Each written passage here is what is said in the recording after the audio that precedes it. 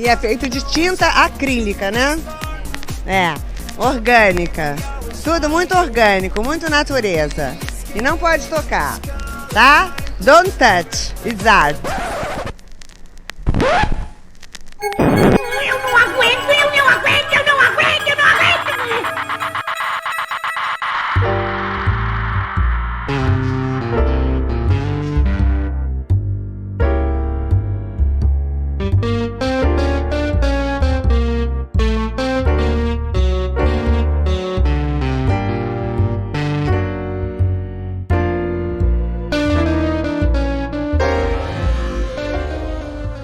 E aí, gente perdida? Tá começando mais um Não Pode Chorar. Eu sou o Rodrigo Hipólito e este é um derivado do podcast Não Pode Tocar, no qual nós contamos algumas desventuras da vida e pensamos em modos criativos de lidar com elas. Se você chegou aqui agora, saiba que nós estamos em todos os tocadores de podcast e nós lançamos episódios todo domingo. No nosso feed, você encontra os episódios de temporada com conversas, ensaios, entrevistas e experimentações, os episódios do Não Pode Chorar e também os episódios do Pataquadas, nos quais a Alana de Oliveira repercute as principais notícias do mundinho da arte. No Twitter e no Instagram, você encontra a gente como @nãopodetocar, sempre com o D de pod no mudo.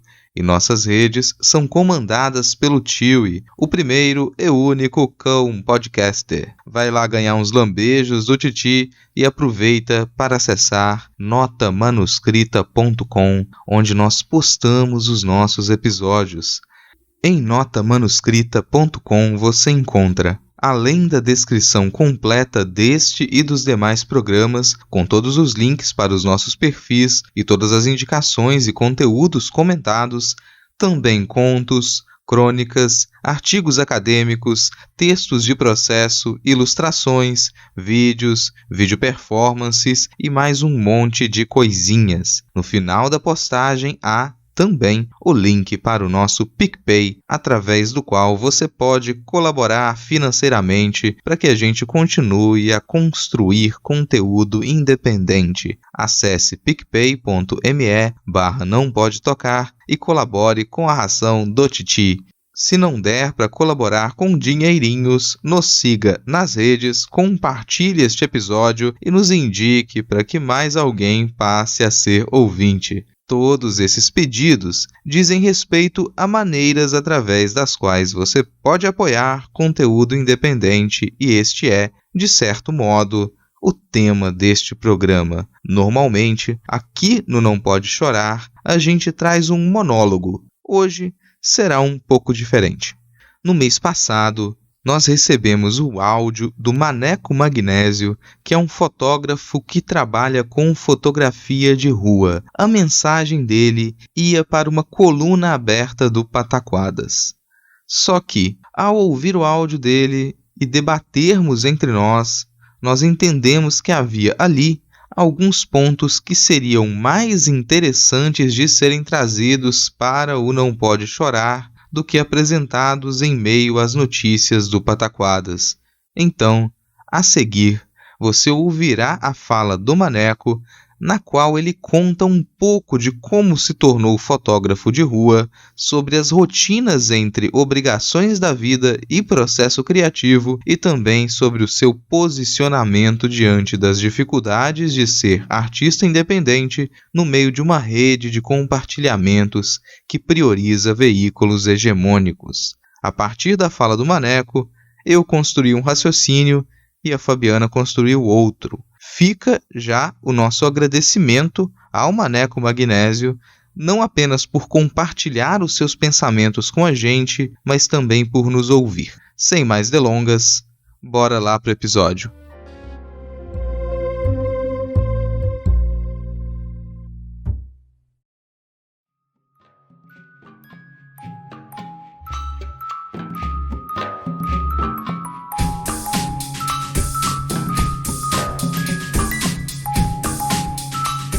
Oi, gente.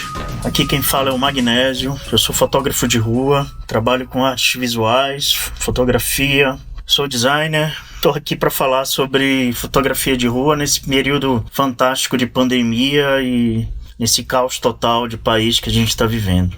A coisa toda começou por volta de 2012, quando eu perdi meu pai e acabei entrando numa deprê assim, bem grande. E eu resolvi fotografar e com celular mesmo, e aos poucos eu fui tomando gosto pela coisa e aquilo foi me ajudando a achar um caminho, achar uma ideia, achar uma forma de me expressar. Já fazia muito tempo que eu não estava na arte, estava trabalhando só com design. E por conta disso eu fui me envolvendo com a fotografia. Por volta de 2015, eu comecei a pensar mais sério na história e fui estudar fotografia no MAN com o Marcelo Vitorino. E me empolguei com o negócio. Ganhei uma câmera de presente da minha cunhada linda, a Laura Prado. E aí eu comecei a acreditar que rolava de encarar a brincadeira de forma séria. E aí comecei a fotografar, assim, na rua com alguma frequência, né? Já fotografava diariamente, assim, com celular e fui levando isso para uma câmera semi-profissional, uma mirrorless. Eu uso uma Pentax K01, que é uma câmera bem boa, compacta, rápida e que me ajuda muito, assim, sabe, no dia a dia. O lance é que em 2013 eu virei pai.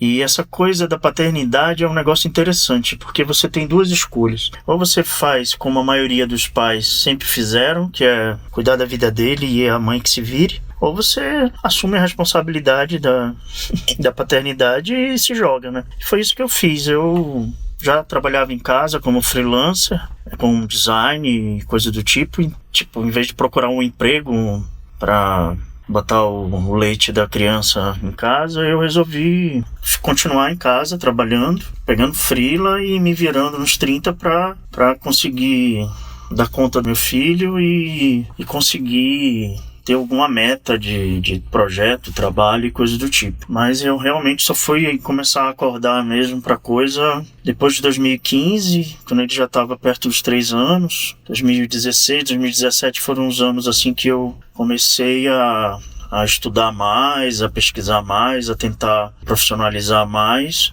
Em 2018 eu decidi que eu não ia mais fotografar com o celular, só ia fotografar com a câmera, e assim que eu fiz, eu comecei a sair com a câmera na mochila diariamente, e é assim que eu faço até hoje. Eu levo a câmera na mochila e geralmente eu uso a rotina do dia a dia como o espaço que eu tenho para fotografar. O que é que significa isso, né? Eu levava ele para a escola, né? Ele estuda à tarde, e aí eu levava a câmera na mochila, saindo de lá eu já tirava a câmera da mochila e ia tentar, né, encontrar algo interessante, né? Eu não gosto de fazer roteiro, eu não gosto de me programar para fazer determinada coisa. Eu acho que a fotografia de rua é uma arte do acaso, né? Você não escolhe quem você vai fotografar. Eu nem escolhi que ia ser fotógrafo, na verdade. A fotografia que me escolheu, a arte que me escolheu. É uma coisa meio... parece clichê falar isso, mas quando você vê, você está completamente envolvido naquilo e não dá para voltar atrás. Então, meu trabalho se resume em perambular, flanar, caminhar, sem roteiro. E eu vou seguindo, né, o que a intuição vai mandando. Se eu estou achando algo interessante, eu continuo. E vou seguindo aquele ritmo e aquele caminho ali até meio que me esgotar as possibilidades que eu tenho. Se a coisa tá meio morna, se tá difícil, ou se tá chovendo muito, se tá um dia meio difícil, ou tenho muito compromisso, aí eu, né, desencano e vou cuidar das coisas, né, dos compromissos de casa, resolver coisa que eu tenho para resolver. Mas geralmente eu faço isso, saio, fotografo, passo boa parte da tarde fotografando, no final da tarde pego ele na escola e a gente vem para casa, aí é jantar, essa coisa. Então minha rotina gira em torno da rotina dele, né? Sou casado, minha esposa também, né? A gente divide as tarefas do dia a dia, mas essa coisa toda da paternidade é uma coisa engraçada, assim, porque quando você resolve abraçar a coisa, que é o ideal, sabe? Você tem que ser malabarista no tempo. porque senão você não faz nada, você não produz nada, você não cria nenhum projeto. E por incrível que pareça, de 2018 para cá tem acontecido bastante coisa. Eu entrei no 3Fotos, no projeto Nossa São Paulo, que é um projeto bem bacana sobre fotografias da cidade de São Paulo. São vários fotógrafos, né? Uma curadoria fantástica. Em seguida, eu fui selecionado para participar da exposição coletiva do Mirares, que é um agregado lá do Mirar Fest, que o pessoal do Olhar Plural faz, tem feito todo ano na Unibis Cultural. É um projeto bem bacana também, a curadoria também é sensacional. O Ricardo e a Alice são pessoas incríveis. Eu tirei medalha de bronze com uma foto no Festival de Fotografia de Rua de Paris e consegui o feito inédito pra minha vida, que era estar no lugar certo na hora certa e acertar, clicar aqueles dois marombados lá na Paulista com a camisa do Justiceiro, com aquela tirinha incrível da Laerte atrás, e foi muita sorte. Era dia de manifestação pró-Bolsonaro na Paulista, e eu tava com meu filho, tinha ido no shopping levar ele pro cinema, uma coisa do tipo, e quando a gente saiu, ainda tinha aquele amontoado de gente lá de camiseta verde e amarela e tal, e quando eu vi aqueles cartazes das tiras da Laerte, nossa, cara, eu olhei e pensei, nossa, tem que fazer alguma coisa com isso, não dá pra passar batido. Aí eu fiquei ali, tal, de olho, procurando algo interessante, e aí eu já tava meio que desistindo, assim, já ia entrar no metrô, porque, né, criança não tem paciência pra você ficar parando toda hora pra ficar fotografando, né. Falei com ele, falei, fica paradinho aqui, eu vou tentar fazer uma foto. Aí eu me entortei todo, consegui acertar a composição lá, ajustar focar e pau. Aí fiz uns 3, 4 cliques deles atravessando, porque quando eu vi os caras com a camiseta do Justiceiro, Bolsonaro 17, marombados, com aquela cara lá de miliciano malvadão, que eu não podia perder. Aí eu acertei, e aquilo foi engraçado, porque eu acertei o clique, entrei no metrô e publiquei no Instagram naquela hora. Sei que nunca viralizou nada na vida, você não tem a menor noção do que é viralizar uma foto. Na hora que eu compartilhei, assim, pensando, foto é legal, vai dar, né, a coisa vai dar uma sacudida, mas assim, né, não vai ser nada. Mano, eu entrei no metrô, né, com meu filho e tal, publiquei a foto dentro do trem, ainda em uma estação. Aí na estação seguinte começou quando eu publico também no Twitter, no Facebook, na minha página no Facebook. Cara, o negócio começou a pipocar, era muita notificação, todo mundo comentando, todo mundo compartilhando, todo mundo perguntando, todo mundo sei o que, e eu, né, na minha ingenuidade, também na correria, eu nem tinha colocado marca d'água, eu odeio marca d'água, acho aquilo horrível, eu nem tinha, né, você nem imagina que o negócio vai bombar tanto, né, foram milhares de compartilhamentos, né, like, nem sei, perdi a conta. Teve um monte de gente que compartilhou e não deu crédito e tal, e aquela confusão. Então, assim, aí eu chegar num ponto que eu queria explorar um pouco mais na discussão. É interessante a situação que a gente está vivendo hoje no Brasil, de ter um governo absolutamente fascista, de extrema direita, ultraconservador, que está tentando desmontar completamente tudo que o país tem de direito trabalhista, de possibilidade de ganho, sabe, de crescimento, de qualquer coisa, sabe? E aí você fica vendo essas coisas todo dia, você não tem um dia de sossego nessa desgraça. E aí você pensa, bom, existem jornalistas progressistas, eu conheço vários, já trabalhei para eles e eu gosto de muitos deles, né? A Sinara Menezes é uma grande parceira, a gente tem vários projetos juntos, eu fiz o Socialista Morena com ela, e a gente conversa bastante sobre essas coisas, mas as pessoas não sabem usar a mídia social para criar uma mídia independente, uma rede independente de informação, comunicação. A gente está sempre dependendo de doação, tem que ficar o tempo todo pedindo para as pessoas curtirem, compartilharem. Tá? Parece que um like daquela pessoa é, sabe, um aval que ela vai estar dando para uma coisa, sabe? Ela tem que fazer um estudo de mestrado para poder dar um like num post de um lascado que nem eu, mas para uma Folha de São Paulo, para um Estadão, para uma matéria que você vê que é tendenciosa, eles estão lá, sabe, compartilhando e comentando e dando audiência para aquilo de uma forma boba, sabe, quase infantil, e que você percebe que as pessoas não sabem usar a mídia social, não sabem usar a rede social, sabe? Elas não sabem que se ela simplesmente fizer um comentário, sabe, pode ser um comentário crítico, pode ser ela compartilhar aquilo, ela curtir aquilo, ela passar para outras pessoas, ela espalhar, ela tá criando uma rede de comunicação independente de toda essa mídia que massacra quem tá a fim de criar uma coisa progressista de verdade. E essa semana eu meio que estourei assim no Twitter e tal, porque chega num ponto que você tem que ficar implorando para as pessoas verem seu trabalho, sabe? Você recebe 1000 elogios, seu trabalho é maravilhoso, seu trabalho é incrível, seu trabalho não sei o que, você faz um post, sabe? Tem o trabalho de escrever uma puta legenda, faz aquela foto que levou 10 anos para conseguir fazer hoje em dia, porque fotografia é uma coisa que você não faz do dia pra noite, assim, tipo, você não acorda um dia e sai fotografando bem. Toda a minha bagagem desde os 17 anos, eu estudei na Escola de Belas Artes da UFBA, eu fiz desenho, eu desenho desde os meus 13 anos de idade, eu pinto, eu sou artista plástico, sabe, toda essa estrutura de composição e que a fotografia exige, eu já carrego de bagagem já tem mais de 20 anos. Então, não é do dia pra noite que você consegue produzir algo interessante. E as pessoas parecem que não conseguem entender isso. Elas simplesmente acham que assim, ou é bonito, ou é feio, ou me interessa ou não, vai que pronto, foi. E a gente conseguir construir algo além do óbvio, além do básico, é muito difícil. Exige muita cooperação, exige muita parceria. E se você não tem parceria, você tem que fazer o quê? Você tem que dar dinheiro pro Facebook, você tem que dar dinheiro pro Instagram, que é tudo a mesma empresa, para promover suas publicações, para que mais gente possa ver, sabe? Coisa que podia ser feita simplesmente de forma gratuita, porque a pessoa simplesmente curtir, compartilhar e dar um like, é de graça, cara. Sabe? E você tá valorizando o trabalho de um artista independente, valorizando o trabalho de um jornalista independente, que tá criticando um governo que tá massacrando o país. A quantidade de gente que tá morrendo por causa de um vírus no Brasil é ridícula, sabe? É um absurdo isso. O que a gente tá vivendo atualmente é assustador, sabe? É assustador. Hoje você vê uma notícia do Dória dizendo que vai abrir as escolas em setembro. Como as crianças vão voltar pra escola em setembro? Impossível. Impossível. Meu filho não volta pra escola em setembro. Não tem como. Isso aqui não vai estar, sabe?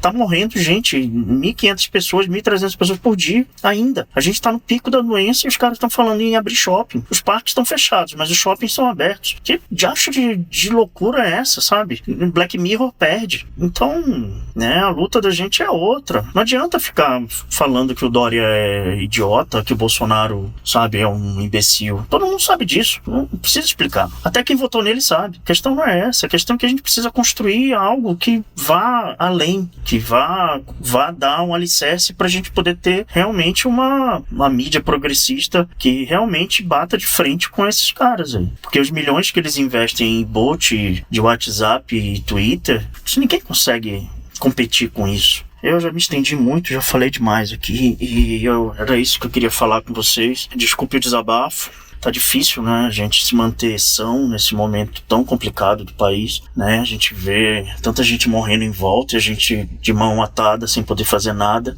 né, minha vida era andar todo dia 5 quilômetros no mínimo, fazer lá minhas 300, 400 fotos todo dia. Agora eu não posso nem ir na esquina porque tenho asma, sou grupo de risco e tô, né, tentando me virar nos 30 para potencializar todos os projetos que eu tenho na gaveta, colocar no ar e aproveitar, né, o ócio em casa, que não é muito ócio, né, porque você tem que lavar a compra, lavar o chão, limpar não sei o que, cuidar de filho e tudo mais, mas a gente vai se virando, né, o importante é manter a saúde, ficar em casa, quem puder, se cuidar ao máximo possível e usem máscara, por favor. Antigamente a gente falava use camisinha, agora é use máscara, porque senão, bicho, eu vejo a turma sair na rua aí sem máscara, com criança, sabe, no colo, e, nossa, é um absurdo tremendo. Bom, era isso que eu queria falar, obrigado. Quem quiser me seguir no Instagram é @magnésio, mesmo no Twitter, pode procurar o Maneco Magnésio no Facebook, que eu tô por lá também.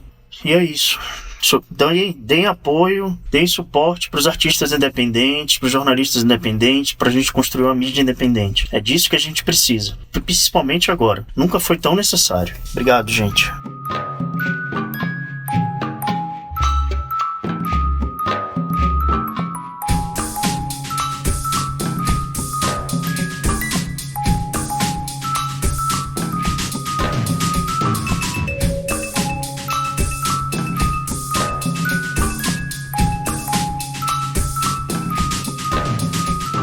algumas coincidências que são providenciais. Talvez não sejam coincidências. Quando a gente fala sobre processo de criação, as coisas tendem a se encaixar. Nesse caso, o começo da fala do Maneco se encaixou com algo que eu escrevia no momento em que eu escutei o áudio. O que eu escrevia era a introdução de um artigo sobre processo de criação e processo de pesquisa em arte. Eu falava sobre como existe uma condição aporística da relação entre processo de criação e cotidiano. Na época da graduação, um professor e orientador dizia que a dificuldade não estava em ser artista, mas em ser artista e seguir com todo o resto. Esse todo o resto é a própria vida, nossos afazeres, nossa vida amorosa, nossa família, finanças, saúde, alimentação, deslocamento, burocracia, projetos alheios e por aí vai. Em resumo, esse todo o resto é o nosso dia a dia, são as coisas que continuariam a necessitar de nossa atenção, ainda que não fôssemos artistas. O restante da vida não está interessado em saber se somos ou não artistas, se precisamos de tempo para desenvolver um encadeamento poético ou se precisamos nos desligar de partes do mundo para sentirmos de modo mais intenso um fenômeno, uma situação. Não é apenas isso. Se fosse apenas isso, nós teríamos uma contradição simples e direta. Ocorre que o processo de criação está contido no cotidiano. Não é possível separá-lo de nossas condições de vida. Processos de criação em arte exigem um movimento simultâneo de aproximação e de afastamento do cotidiano. Por mais estressante ou horrível que seja a realidade, se você estabelecer apenas o afastamento como condição para poder desenvolver o seu trabalho, você vai se frustrar. No caso de você tentar o oposto, eu te adianto de que isso também não vai funcionar. Apenas se aproximar do cotidiano pode te impedir de reconhecer os limites e as relações estabelecidas pelo seu trabalho. Perceber esses limites é algo fundamental para artistas independentes. Como você poderia pensar a divulgação e as relações dos seus trabalhos com o público caso você não conseguisse desvinculá-los virtualmente da sua rotina? Como você poderia perceber as transformações ocorridas no seu próprio processo de criação caso você não fosse capaz de perceber como a recepção do público impacta na sua rotina? Se você não dá atenção para isso, você pode começar a apenas produzir aquilo que, aparentemente, tem mais sucesso na divulgação. E esse é um caminho para você perder sua liberdade.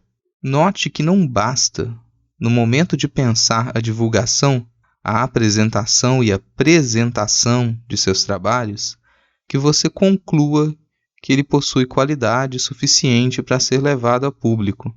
Não se trata apenas disso. Nós já passamos muito da época em que trabalhos de arte seriam valorizados pela sua capacidade de serem universais. Felizmente, nós escapamos dessa falácia. Tudo bem, nem todo mundo escapou disso. Vide nosso ex-secretário de Cultura repetindo o discurso contra a arte degenerada e emulando elogio fetichista aos clássicos europeus para assinar carteirinha de neonazista. Se você não está nesse grupinho de gente ultrapassada, tacanha e maligna, é bom que você se lembre de que, independente da aparência e do conteúdo do seu trabalho de arte, isso não é tudo que determina a relação com o público. Recentemente, ocorreu uma campanha no Instagram e no Twitter, na qual produtores independentes de diversas áreas apontaram que não custa nada divulgar e curtir trabalhos independentes. Essa foi uma campanha interessante, e os debates em torno dela, por mais uma coincidência, dialogam muito com a fala do Maneco sobre o engajamento na divulgação de trabalhos. percebam que a fala do Maneco parte da responsabilidade de jornalistas e produtores de conteúdo com grande público frente às produções independentes. Se você é uma figura cujas palavras possuem alcance muito extenso, a sua decisão entre divulgar produção independente ou hegemônica é algo que pode mudar a vida de outras pessoas. Dito isso, tenham cuidado para não apenas cobrar do público um engajamento baseado puramente na aparência, conteúdo e qualidade técnica do seu trabalho. Eu vou dizer isso de modo bastante pessoal, pois eu entendo que não é obrigação do público assumir essa responsabilidade. Quando eu digo que eu vou falar de modo pessoal, isso significa que eu vou tentar, também, me entender como público. No meu caso, a decisão de divulgar ou não um trabalho depende menos da qualidade estética e da qualidade conceitual da proposta e mais do que a existência daquela pessoa artista significa para a realidade que eu ajudo a construir. Quando eu encontro perfis de artistas que não apenas não se posicionam com relação a temas que são do meu interesse, dentro e fora do sistema das artes, mas fazem questão de encobrir seus posicionamentos, eu tento ignorá-los. O que eu disse no começo, sobre não ser possível afastar a arte do cotidiano, tem relação com não ser possível afastar a arte de quem a produz. Caso se trate de um artista, entre aspas, reconhecido, esse quem produz pode incluir diversos agentes do sistema das artes, como galerias, colecionadores, seguradoras, museus, críticos, curadores, transportadoras, técnicos de montagem, empresas de marketing, designers, educadores e muitos outros. Caso se trate de artista independente, esse quem produz pode dizer respeito apenas àquele indivíduo. Em ambos os casos, a minha decisão de apoiar ou não apoiar, mesmo com a mais simples das ações, que é apertar um botão, passa pelo que essa pessoa representa para o mundo que eu quero construir. Não simplifiquemos o contato das pessoas com arte e a existência de artistas independentes no espetáculo tempestuoso que é a vida pós-internet. Se você for artista independente, entenda que suas produções e seu processo de criação precisam atravessar o cotidiano, não apenas se afastar, nem apenas se aproximar. Não compreender isso é aceitar o risco de perder sua liberdade. Se você estiver como público, tente ser responsável quando precisar apertar um botão. Tente ser responsável quando precisar fazer qualquer escolha. No mundo pós-internet, compartilhar um nome pode fazer com que uma pessoa seja esquecida ou se torne presidente.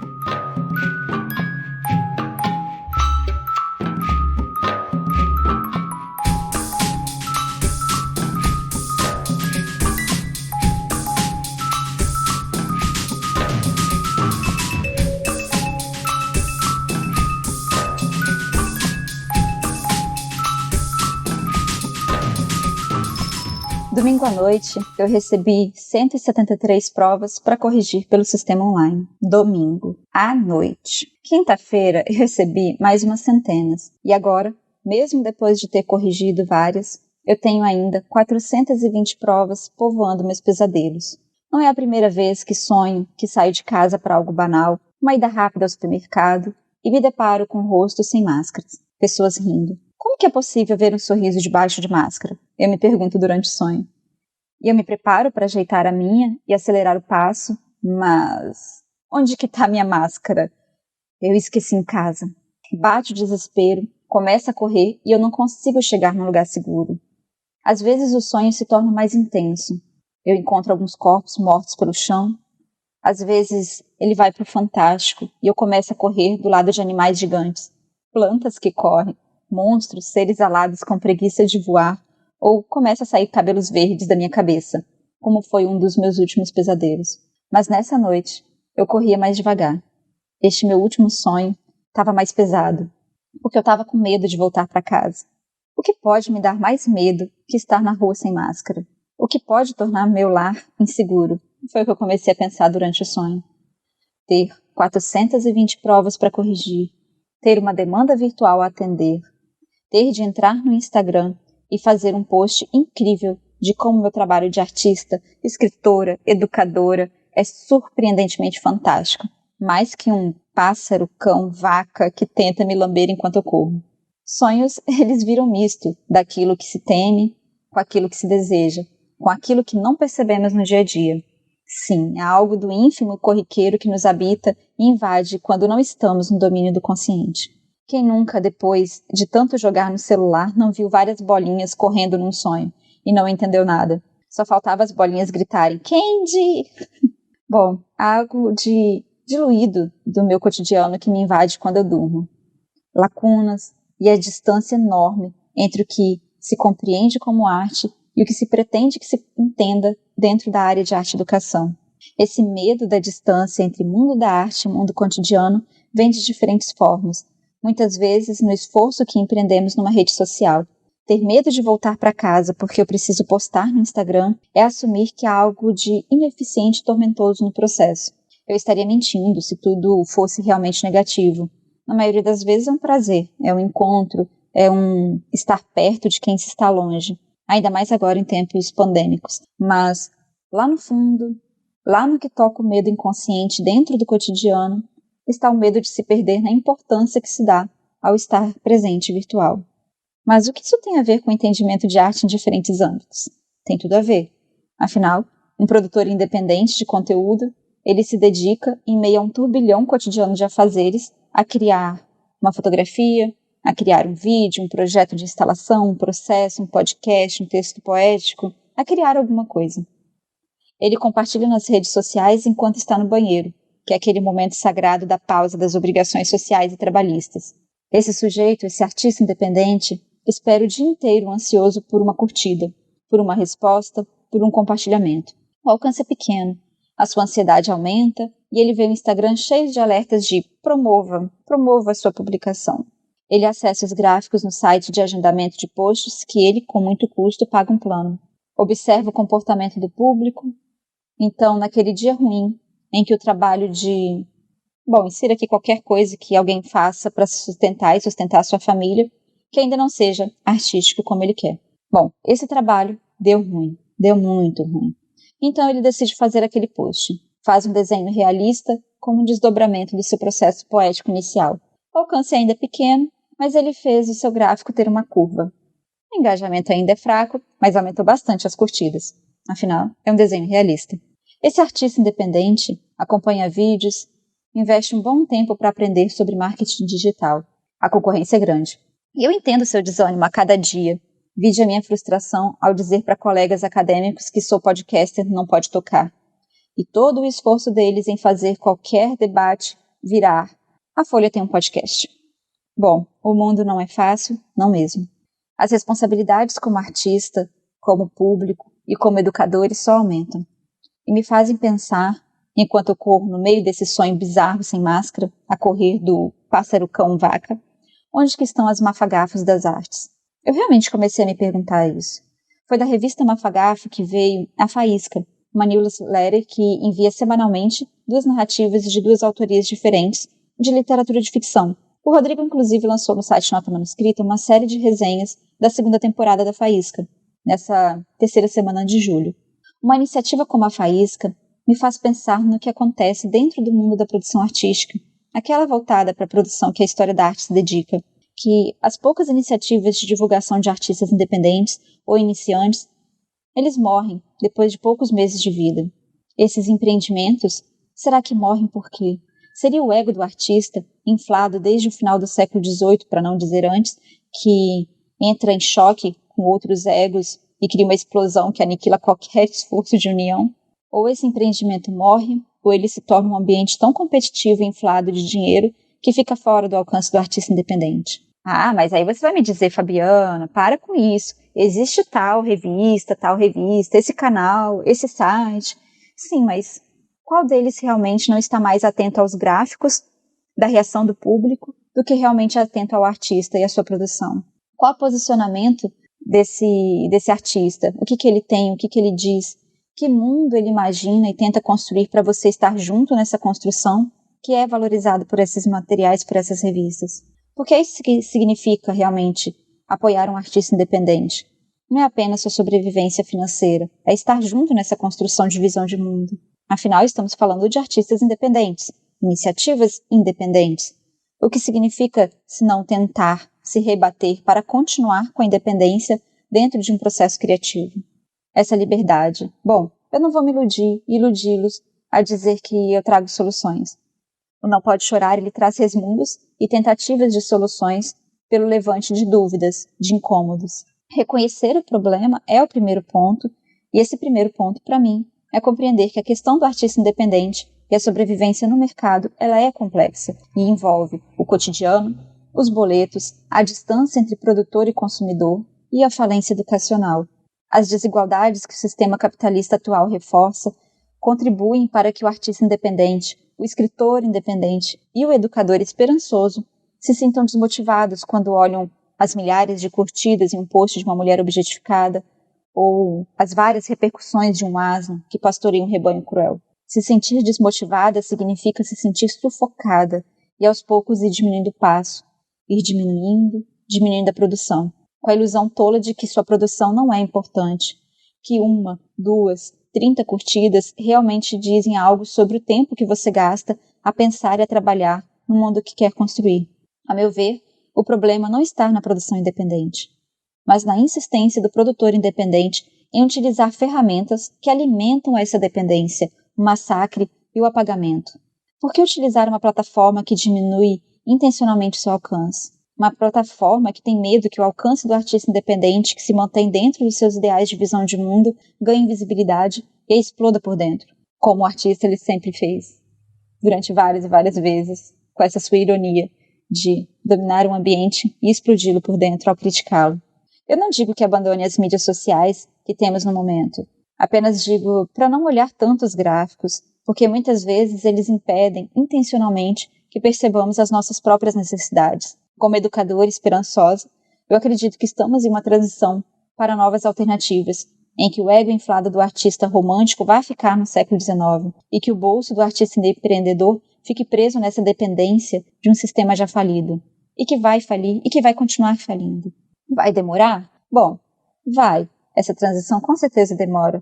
Mas o que seria da gente, dos independentes, se eles não se reconhecessem, se não começasse uma conversa com um resmundo como esse?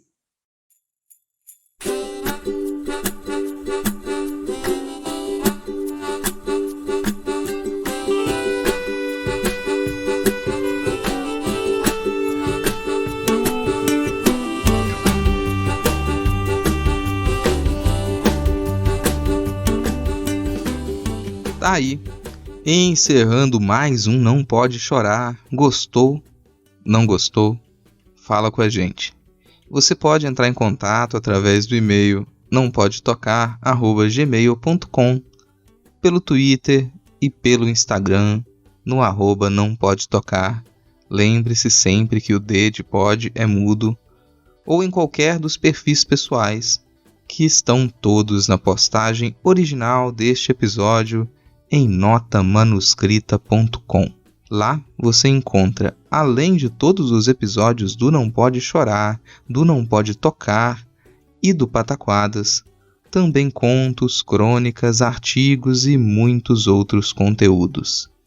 Se você quiser nos ajudar, você pode nos seguir nas redes, recomendar este episódio para os seus amigos, conhecidos e inimigos e ou colaborar financeiramente no nosso PicPay com qualquer valor. Acesse picpay.me/nampodetocar e nos ajude a continuar a construir conteúdo independente. Por hoje é isso. Se nada der muito, mas muito errado, semana que vem a gente está de volta. Valeu, falou.